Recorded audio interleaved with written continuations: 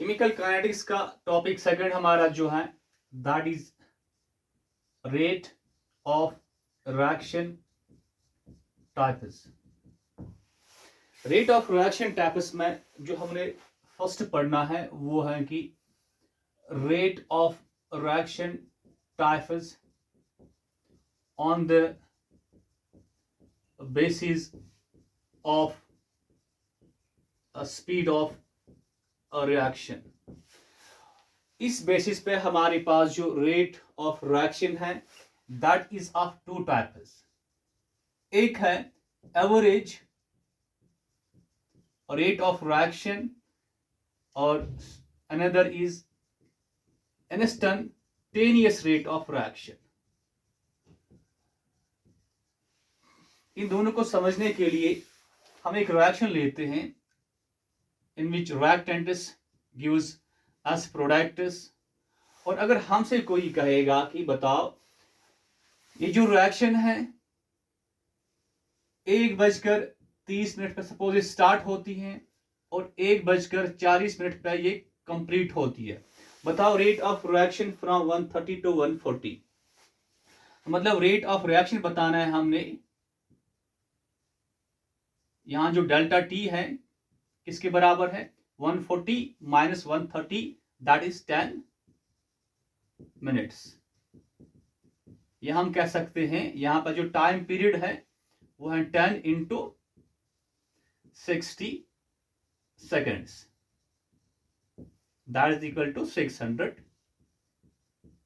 Seconds. एक हुआ कि rate of reaction from this to this मतलब over a large period of time. इसके कंपेयर में इंस्टेंटेनियस रेट ऑफ रिएक्शन की बात अगर करेंगे तो दोबारा लिखते हैं 130 पर स्टार्ट 140 पर कंप्लीट। अगर हमसे कोई कहेगा बताओ rate of reaction at 135, rate of reaction at 135 का मतलब हुआ rate of reaction at particular time instant. Rate of reaction at particular time instant, इसी को हम कहते हैं rate of reaction at particular time instant को हम क्या कहते हैं इंस्टेंटेनियस रेट ऑफ रिएक्शन। और रेट ऑफ रिएक्शन और a large period of time को हम क्या कहते हैं एवरेज रेट ऑफ रिएक्शन। अगर यहां पे हम देखेंगे टाइम पीरियड हमारा क्या है डेल्टा टी किसके बराबर है, क्योंकि हमारा टाइम किस टाइम पे हमने देखना है रेट ऑफ रिएक्शन एट 135, तो फाइनल टाइम भी यही है इनिशियल टाइम भी यही है, तो डेल्टा टी किसके बराबर है 0। R we can say instantaneous rate of reaction में डेल्टा टी अप्रोच टू 0। ना डिफाइन करते हैं पहले आर एवरेज, यहां पे क्या चेंज इन कॉन्सेंट्रेशन किनका ऑफ, ये R for reactants R P for products किस टाइम में और a large period of time that is called average rate of reaction। next is R instantaneous, यहां पे क्या change in concentration of reactants or products at a particular instant of time or in a very small period of time।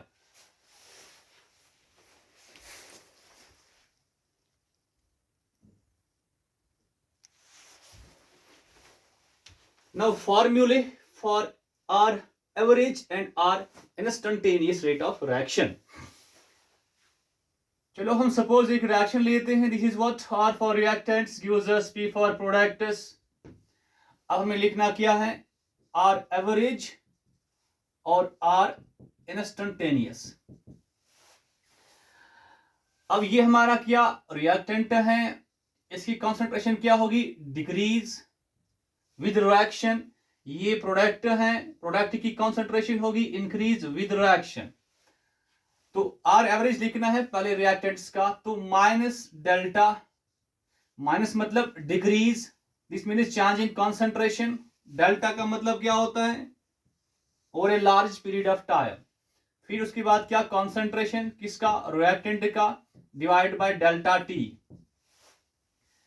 यहां R average in terms of product लिख सकते हैं हम।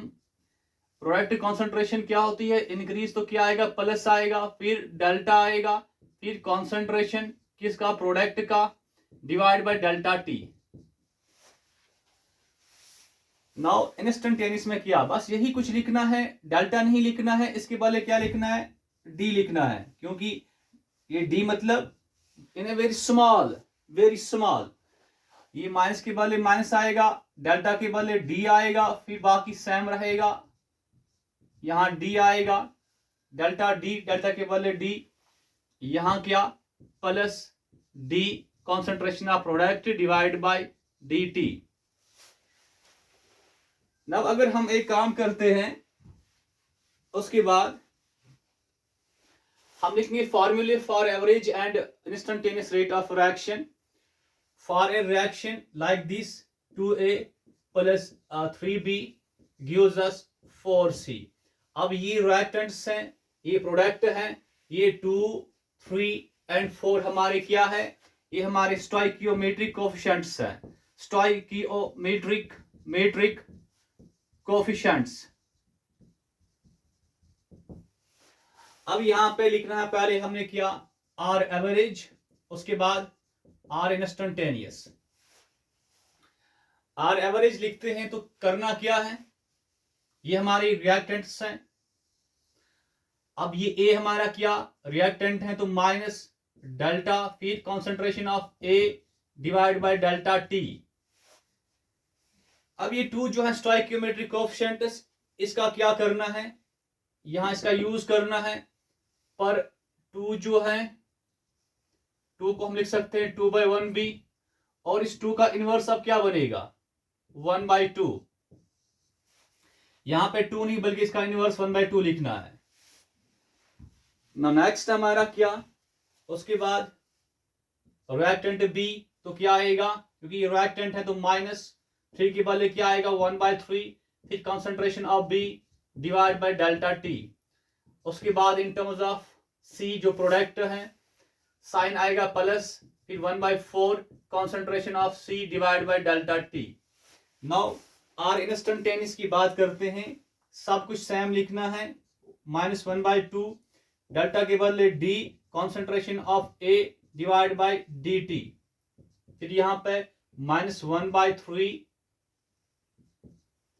D concentration of B divide by D T, फिर यहां पे क्या, plus 1/4 delta की जगह D concentration of C divide by D T. तो ये हमारा हुआ आर एवरेज, ये हमारा हुआ आर इंस्टेंटेनियस।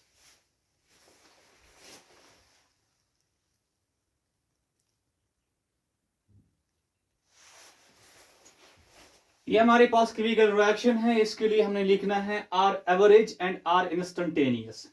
यहां स्टोइकियोमेट्रिक कोएफिशिएंट 2 है, यहां स्टोइकियोमेट्रिक कोएफिशिएंट 3 है, और यहां स्टोइकियोमेट्रिक कोएफिशिएंट क्या होगा, 1। तो पहले हम क्या करते हैं काम, आर एवरेज लिखते हैं। तो 1 का इनवर्स क्या होता है, 1/1। नाइट्रोजन रिएक्टेंट है तो यहां पे माइनस, फिर क्या, डेल्टा, क्योंकि एवरेज है, concentration of nitrogen divide by delta T. उसके बाद ये भी रिएक्टेंट है, स्टोइकियोमेट्रिक कोएफिशिएंट 3 है, इसका इनवर्स हुआ 1/3 साइन माइनस, उसके बाद concentration of hydrogen divide by delta T, यहां डेल्टा लगेगा। उसके बाद हमारा ये प्रोडक्ट है, यहां स्टोइकियोमेट्रिक कोएफिशिएंट 2 है, इसका इनवर्स 1/2 प्रोडक्ट है, तो साइन क्या लगेगा, प्लस, फिर delta concentration of NH3 divided by delta T. Now इसके बाद आर इंस्टेंटेनियस, तो ये क्या, -1/1 ही आएगा, डेल्टा की जगह डी लिखना है, फिर concentration of nitrogen divide by dt, उसके बाद -1/3, डेल्टा की जगह d लिखना है, concentration of hydrogen divide by dt, उसके बाद +1/2, यहां पर लिखना है d, concentration of NH3 divide by dt। तो ये हुआ R average and R instantaneous के फॉर्मूले फॉर दिस रिएक्शन।